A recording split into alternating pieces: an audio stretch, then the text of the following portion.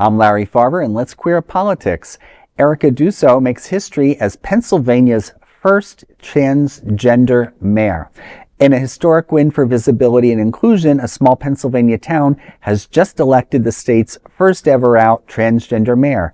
Erica Deuso, a Democrat and trans woman, will now lead Downingtown, a town of about 8,000 residents located 30 miles west of Philadelphia.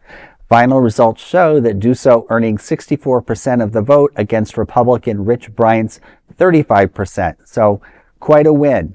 After the victory, Deuso said that the win, quote, shows what we can accomplish and when we come together with respect, hope, and purpose.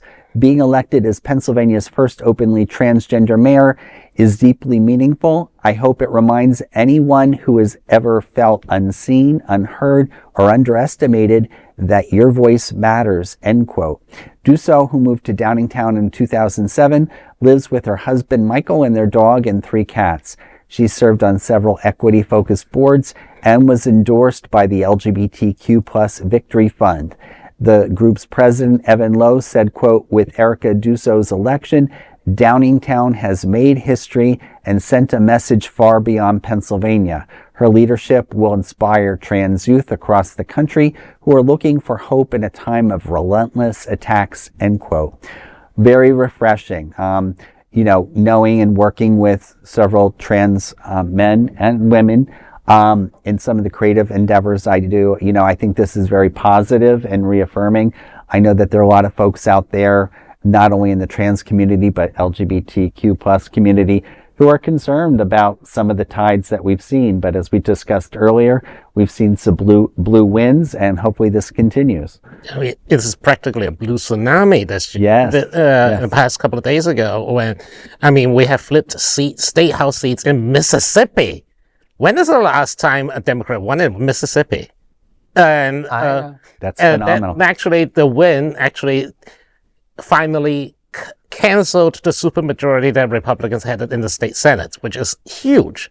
And then there were Atlanta, and Georgia, where 2 public statewide offices were won. And then in Virginia, which is basically like a blue swamp at this point. But with this election, it's both. Yes, always nice to see a Democrat win. As a former staffer of theirs, always enjoy. But she and so many of these other wins, it's clearly turning a page on the past. She is part of all the new blood that we're seeing. Most of these victories, be it New Jersey, Virginia, Pennsylvania, New York.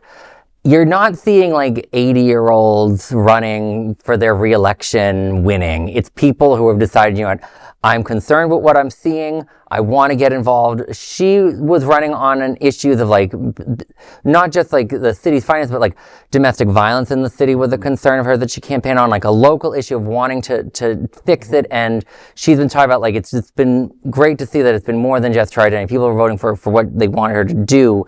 And I think that's been great. And we're just seeing the sea change in this country. I think that's because of authenticity. If you speak authentically about your constituents' problems, then you will probably connect with them better instead of some made-up problems like trans issues or some made-up things like Pizzagate. You need to give them something real to be concerned. Truly representing the people in her city. Exactly. The authenticity is a big one. Hakeem Jeffries could take note of that. And that is a big LGBTQ story for today. There is no other queer nonprofit media platform like this in the entire world. Support our LGBTQ stories by sharing them and subscribing to Queer News Tonight.